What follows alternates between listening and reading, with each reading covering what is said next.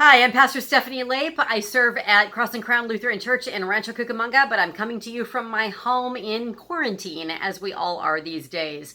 I hope you're having a wonderful day and remembering the gifts that God is giving you today. The situation is such that people are already struggling a bit. You know, this is a new thing in quarantine. Some people are feeling anxiety, some people are feeling lonely, some people are feeling angry because their freedoms are taken away from them. Some people are unfortunately already feeling sick. And I think that this probably will get worse before it gets better. So I wanted to give a little bit of time over the next few days to talk about some helpful things that we can do when we're talking with people who are struggling or suffering in any way.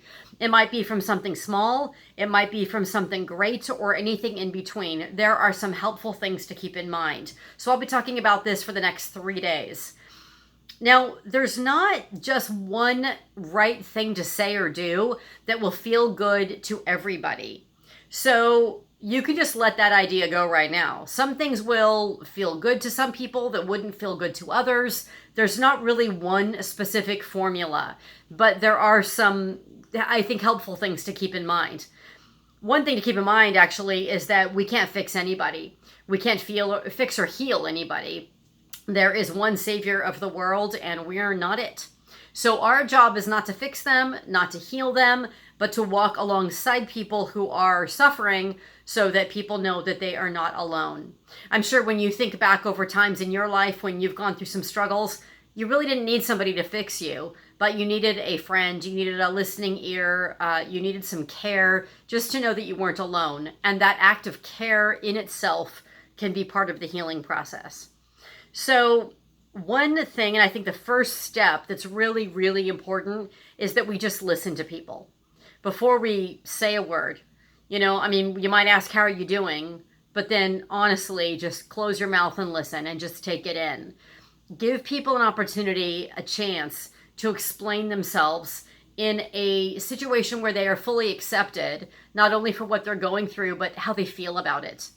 Which means that people might say things that you or I wouldn't necessarily relate to.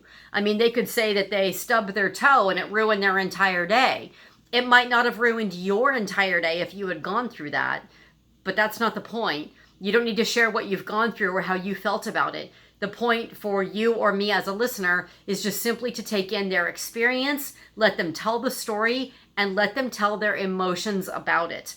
Whatever it is whatever it is. However they interpret it, however they feel about it, is just truth for them at the time.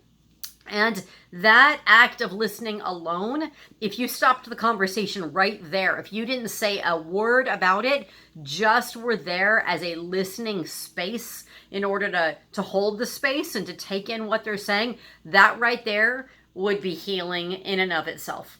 Have you ever gone through a time where you just were going through a lot of pain or struggle for whatever reason, and there was somebody that just slowed down and sat with you and just listened? Oh my gosh, what a gift, right? When most people are, running off and distracted and only able to listen to you in sound bites for 30 seconds, to have a friend who can really take in what you're saying and take in your emotions, oh my gosh, that is just an incredible gift. So you're going to know people that are struggling right now over a variety of things, and you will probably hear and see more as the weeks unfold. Just remember, the first and maybe even the best gift you can give is to not run away from them, to not feel like, oh, I don't know what to say, and so I'm going to leave the conversation, but to stay. Just stay and just listen. Now, there are some things that are helpful to say, and we'll get to that tomorrow and the next day, but let's not bypass this first and maybe most important step. Just listen with an accepting, opened heart and opened mind. Just show them that you're there, and you'll walk beside them. Whatever they're going through, you're not going to run away. You're going to accept them as they are, and you'll be there whenever they want to talk and with the depth of emotion they have to share. I hope this helps. We'll talk more tomorrow. Have a wonderful night. Bye-bye.